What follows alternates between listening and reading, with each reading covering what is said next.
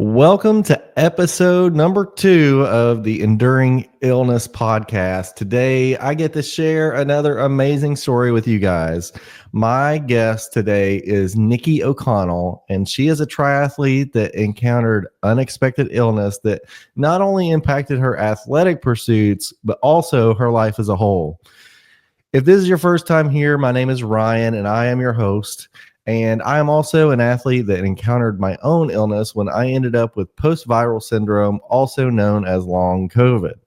This podcast serves as a platform for people to tell their stories of enduring illness. This podcast is also available on Apple Podcasts, Spotify, and then on YouTube, where I feel is the best experience for listeners as I'm able to share photos and video content along with the dialogue. So let's get into this week's episode. I would like to introduce today's guest, and it's Nikki O'Connell. And she is an athlete, and she's completed multiple triathlon races before encountering this illness. And today is all about her story. And we just want to talk about her story of resilience, recovery, and overall how she's enduring illness. So I'd like to welcome you to the podcast, Nikki, and I appreciate you joining me. Hi, Ryan. Thanks for the opportunity. I think being an athlete, I think we know what it means to us, and to go through something like this is actually devastating to an athlete. So it's nice it absolutely to talk is. to people about it. Yeah. The athlete mentality is push through. And I know we'll get into in your story, it doesn't work with this. Let me take a little pause here just to give you all a friendly reminder that this video is for information purposes only. Nothing here should be considered professional advice. Always consult your trusted healthcare providers and other professionals for your own professional advice and treatment. First of all, I just want to ask you about your athletic background. Like, tell me about your fitness and endurance sports background before the illness started to impact you.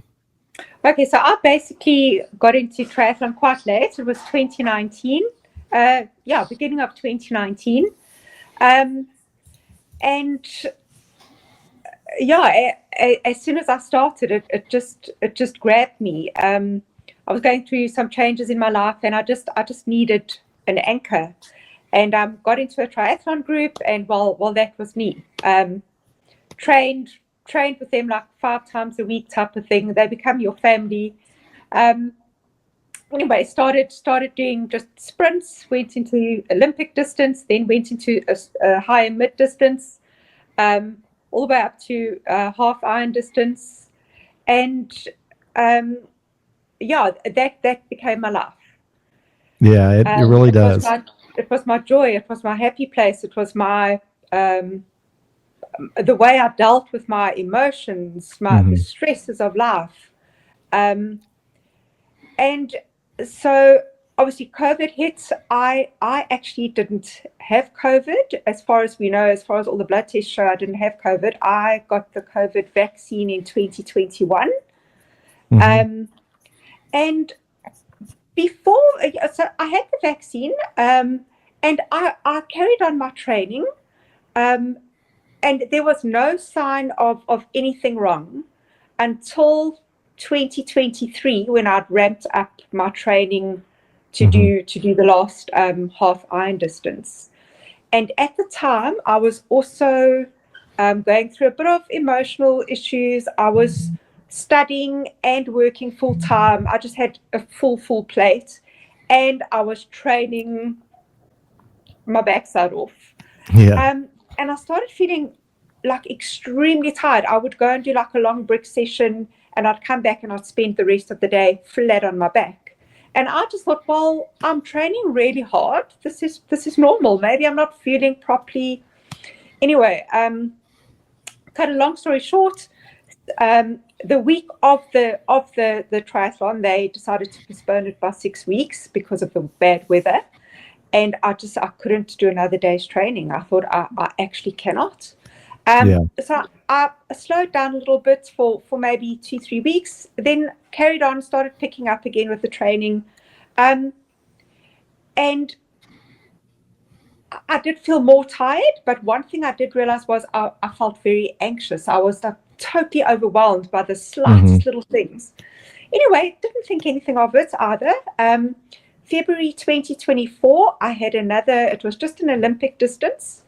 But what we did is we cycled to the triathlon. So we cycled 120 kilometers on the Friday, and then did the triathlon on the Saturday. And then the Sunday, we had like a long distance open water swim. So it was a whole weekend thing. Did the cycle, aced the triathlon. Sunday morning, I got ready for the swim. I walked to the swim start, got into the water, and I was like, I can't do the swim. I'm exhausted. Yeah. Anyway, I thought, well, it is what it is. Went home. That Monday morning, I landed up on the couch. Couldn't even get up to get a glass of water. And then, obviously, as we all do, we realize, okay, well, this isn't just normal tiredness. Something is wrong. Went to doctors. They did the routine blood tests and picked up nothing. I ended up at a functional medicine doctor. They diagnosed adrenal fatigue. And I just wasn't getting better. I was getting worse and more tired. And eventually she said to me, she thinks it's an autoimmune issue. And she sent me through to a rheumatologist. But I had to wait 5 months for the appointment. And during this time, I was just, I didn't know what was wrong with me. But I think like we all know with the long COVID, it's not just the fatigue, it's the brain fog. It feels like your brain is exploding. It's the anxiety. There are so many symptoms, and you don't know what is happening to your body. Anyway, ended up with the rheumatologist in October 2024, and he then picked up that it was the spike protein from the vaccine that was causing the chronic fatigue, basically. Yeah, and for those of you out there that are listening that don't understand some of the triathlon terms, just because I know there are probably people that are just runners or do other sports. Nikki was talking about doing a half Ironman, which is also known as Ironman 70.3. So in freedom units or American measurements, that'd be 1.2 mile swim, 56-mile bike, and then a 13.1 mile run. And for anybody out there that doesn't have experience in that, it's an extremely demanding schedule to train 3 disciplines. What would you say was your best discipline when it came to swimming, running, or cycling? What do you think you were best at? Best was definitely running. I did have a few injuries along the way, which, you get sidelined for 2-3 months. And then obviously I would just concentrate on cycling. So my cycling really was also up there, but my joy was running. Yeah. What makes it so hard now is just, you look fine. You look normal. You go out and you train, and people that you used to train, they look at you as like you're in hypochondriac or something, but you look fine, and you just see them running and cycling, and you can't do anything, and it's devastating. Yeah, I've said the same exact same thing to several people, is that the way that I say it is I present healthy. Like I'm still not overweight. And a lot of that's just because I've stayed on top of my diet, because as you know, when you're training a lot, you've got to ramp up calories and intake and all that stuff. And I've tried to really ramp mine down so that I don't gain a bunch of weight, because I did for a long time. And, what people don't realize is, like, for you as being somebody that has a really good background in running, is when you get a running injury, it's very obvious. And it's like, okay, if I've, I have some bad knees, for example, if my like IT band would start to hurt, I'm like, okay, I need to do some massage, maybe do some cycling. And within a couple of weeks, it gets better. And as you talked about a little bit, like, it's like, it blows your mind, because the no amount of rest like solves this. The extreme fatigue that you get, and a little bit about mine is I actually got a COVID infection leading up to a half Ironman also. And, I just basically rested for almost a month and I ran the race. Probably wasn't a good idea. But I made it through the race somehow. And, like afterwards, I was just wiped out. But, like, it's just a different level of, it's not just being sore, it's not just being tired, it's like debilitating fatigue. And I know you spoke a little bit about not feeling like you could get up off the couch. So would you say that that was the main symptom that gave you the indication that you had long COVID? And kind of like, what had you heard about long COVID before your illness or long vaccine? I didn't have a clue that it was long. I didn't have a clue that it was long COVID or COVID related at all. I was led to believe that I had chronic fatigue syndrome. Mm-hmm. That's what I was led to believe. I had, the muscle aches, the body aches. Mm-hmm.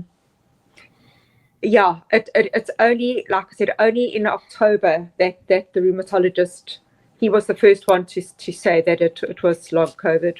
But yeah, the doctors don't know. They haven't got a clue.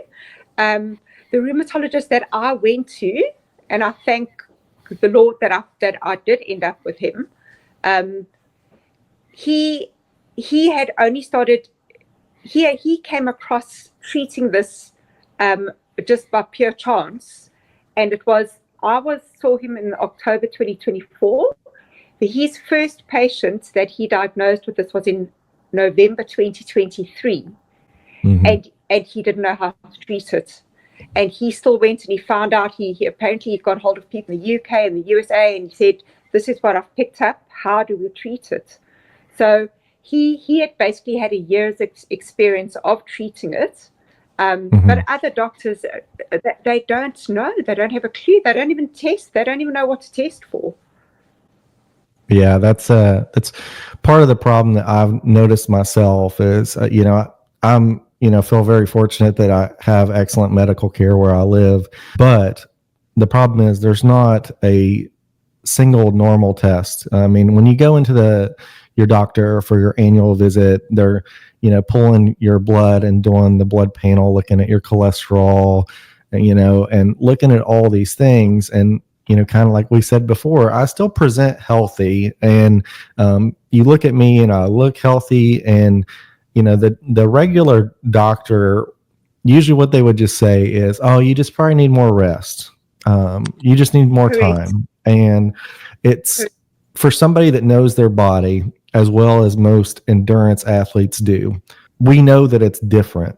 I don't know if you had used like a Garmin watch or whatever, but a lot of the endurance athletes, we know like our resting heart rates, we know our heart rate variability or HRV. We know how long it takes us to recover from an intense workout. And there's a severe change once you get this illness on the other side of it, that your body just crashes. And I had another, different symptom that kind of really led me to realize that I had long COVID myself. And that was like, before, whenever I would have like a beer or something, like I could see my heart rate variability would drop and stuff like that. But I mean, it just would wipe me out like anything. And same thing with exercise or any kind of exercise, it would just like wipe me out. So, I think you talking about the doctor's part of it, it's not like a broken leg where they can x-ray it. Oh, your leg's broken, put a cast on it in 6 weeks. Yeah. It's very hard. It's not tangible. It's not tangible. I think also they've been to med school and studied what they've studied. No doctor has studied this. It wasn't part of their training. It wasn't around, so that they don't know how to treat it. So I think the thing is though, the impact that it has on life is just it's so severe. Thing that used to give you life, has been taken away, and it's so strange. Like I'll go for a walk, and and my head will say, just start running. But I just know my body's not able to do it, because I'll spend the next day or two feeling like I'm dying. Yeah. Don't know what permanent damage you're actually doing. So I did, funny enough, during that time that I didn't have a proper diagnosis, I thought, well, I'm going to just try and carry on doing little bits of stuff. And at one stage, I actually seemed to be doing okay. And then I just started going down again. A few weeks ago, I started going down again. And it was, okay, well, I actually think I've really just got to stop everything. Yeah. And it's terrible. Yeah. And that part gets to the community aspect of like what you were talking about, is like you develop a community around you. And even if it's just something like on social media, like if you're on Instagram and you follow other triathletes, it's hard to see that stuff. Like, them talking about like a hard, brick training session. And for those of you that aren't triathletes out there, that's where you cycle and then go directly into a run. They call it brick training because when you get off the bike and try to run, your legs kind of feel like bricks. You kind of got to shake them out a little bit. But yeah, like you see that stuff on social media and you're like, you get that FOMO or you like envy. Your heart. Yeah. I funny enough, as those feeds now start coming up on my Facebook, I actually start deleting them and unfollowing the pages, because it is I can't take it. It breaks my heart. Yeah.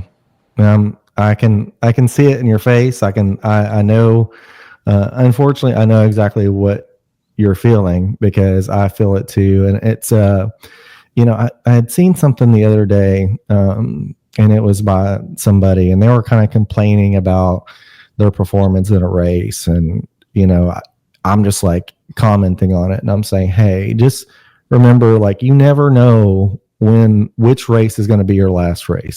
Like, and it's not just this kind of thing that could impact that. I mean, you could get in a car accident and injure your back and be completely out. There's multiple things. And I would say that that's like one thing that I've gleaned from this whole experience is to just enjoy the moment and don't get so attached to performance, and just enjoy doing what you love if you truly love it. So I kind of want to lead that into what you've kind of alluded to a little bit, is what does like your athletic ability look like now? Like what do you do now for activity, whether that's just like walking, or what does that look like?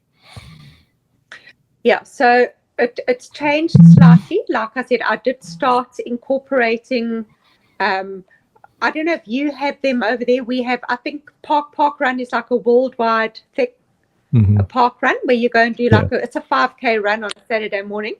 Yeah. I started trying to carry on with the park run. So I would do the 5K run on a Saturday morning. And then during the week, I would go for maybe a 25 kilometer cycle. And then I would try and have a swim as well. So I wanted to try and maintain at least one of the 3 disciplines at least once a week. And in between that, walking. And I was at a stage where and everything just really low heart rate and slow. And I seemed to be, for a few weeks, my body could tolerate that. But like I said, probably about 2 months ago or so, I started getting just too tired again and not feeling well again. So I've cut right back. I walk every morning, maybe about 4 or 5 Ks. And I try and do 1 or 2, maybe 15 kilometer cycles. 15, and I'm still gauging how that is leaving me. So I don't know as yet. Yeah. And I mean, that's just part of the struggle. Doing the right thing by doing that. Yeah. And I think that it's really hard to judge this because the problem is normally when you go on, like, let's just say a long cycle, you can kind of feel like if you have a bunch of lactic acid in your legs and stuff, and you can kind of tell that you're going to be sore. But part of the PEM, or post exertional malaise, is that it kicks in so much later. You will feel decent when you do the activity, but it might be 24 to 48 hours later that it kicks in. Have you experienced like trying to get back like recently to doing something and then having a really bad crash afterwards, like, and what that was like? Yeah, I haven't had a crash where I land up like bedridden or on the couch again for days. But what I do experience, and it's always generally, I'll always go and do an activity in the morning. Afternoon, I can just feel all the energy being sapped out of me. I have to go and lie down. I get like really thirsty, like this hungover feeling. I get that fullness in my head again. So that is what my PEM looks like. But I've never had a crash where I'm down for days. Thank goodness. Yeah, that what you said there is exactly what I said to my wife, was that it's like an activity hangover.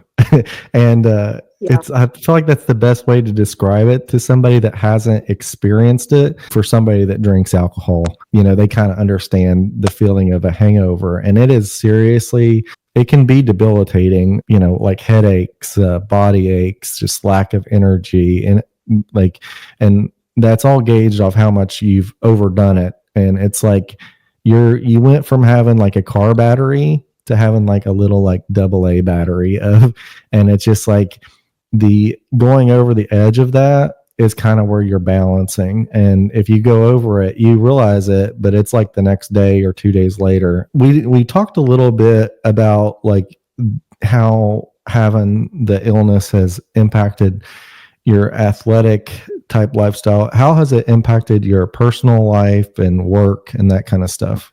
At one stage last year, I wasn't able to work. All in all, I was off work for probably about 3 months. Now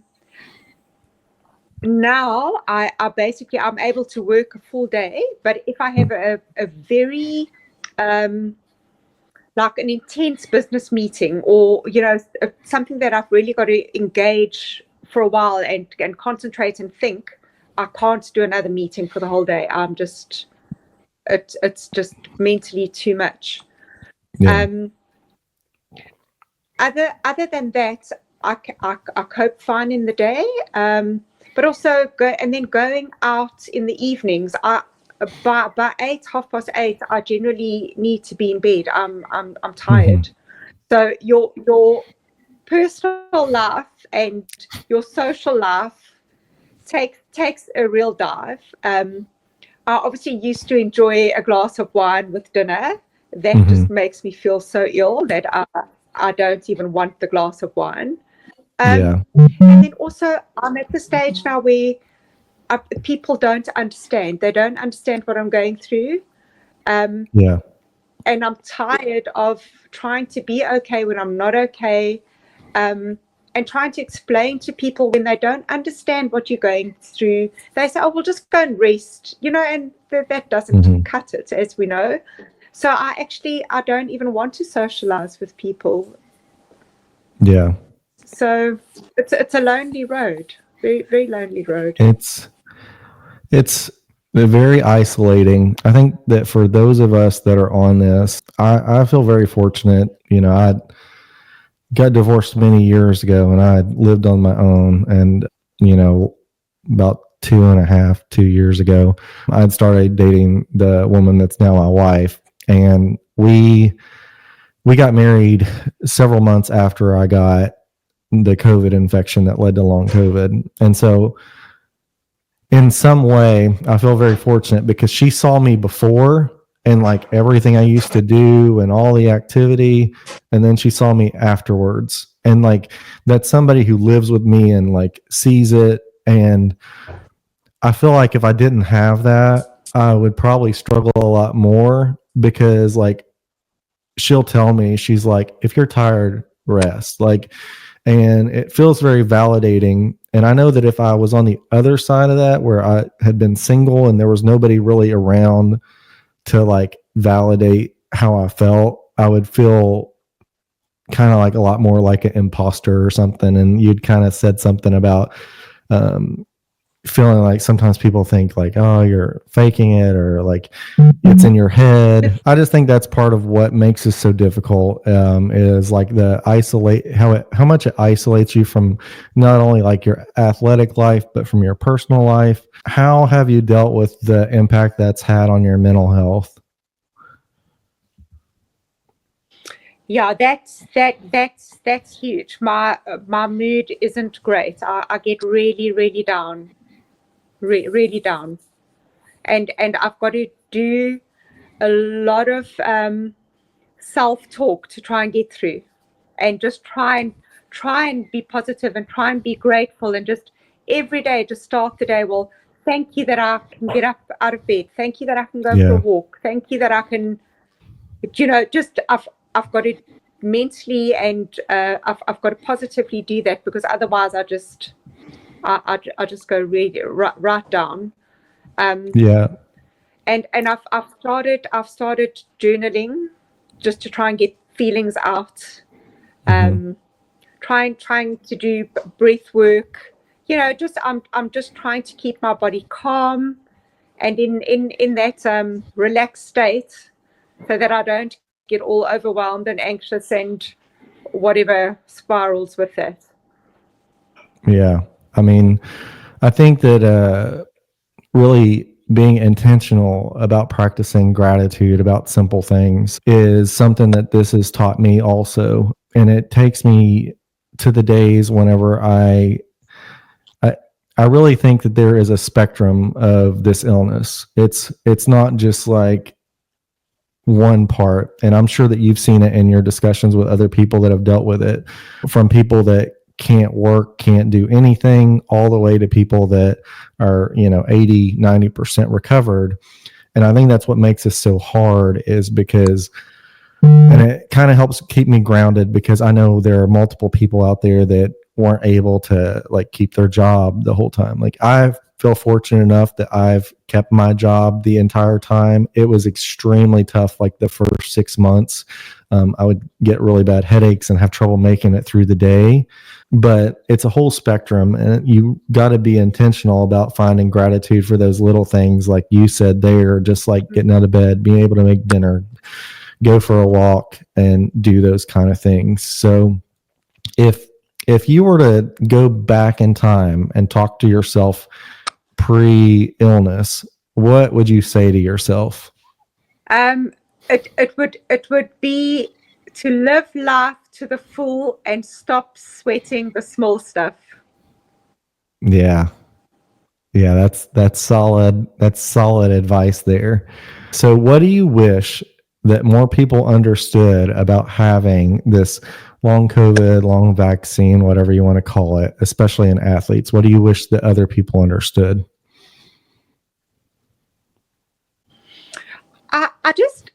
I just wish that people would just understand that you just can't go and rest, and then feel better. And I really just wish that for our sakes, I wish that we had more of a hope, that we could just more of a benchmark, that okay, you can get over this, and you can get back to maybe not the level of what you used to do, but to some degree you can bring physical activity back into your life.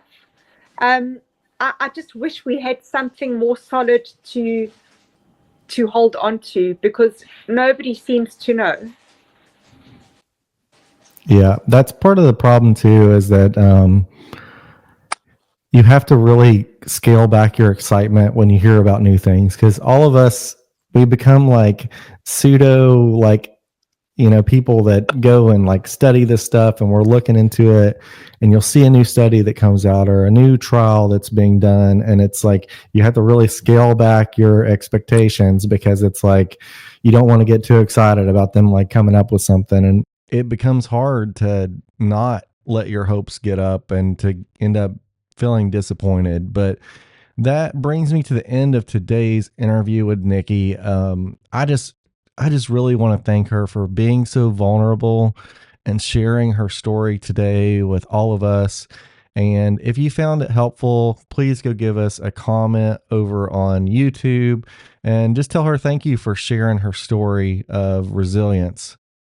I'd like to thank you for tuning in to this episode of Enduring Illness, and I hope that you found the information shared with our special guest today extremely impactful. Don't forget to check us out on YouTube, and don't forget to check out one of our other episodes where we discuss enduring illness.